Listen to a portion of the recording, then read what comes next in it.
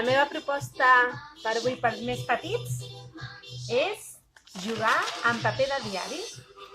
Super divertit, fàcil, segur que en teniu a casa en algun.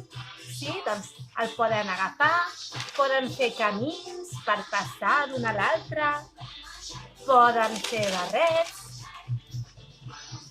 podem jugar que plou, podem fer de cambrers, el podem portar amb el cos corrents, podem fer una tovallola per anar a la platja, podem fer el soroll de la pluja,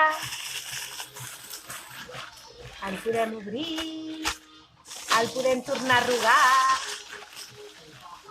el podem obrir, podem fer una pilota i jugar amb la mà.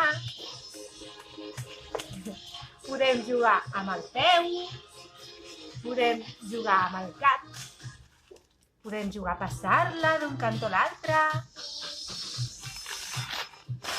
podem finalment trencar el diari i fer trossos grans i petits.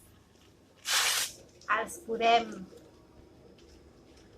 fer fintes i moviments de cos. Els podem llançar en l'aire. Què? Us agrada? Provem? Doncs vinga, ànims!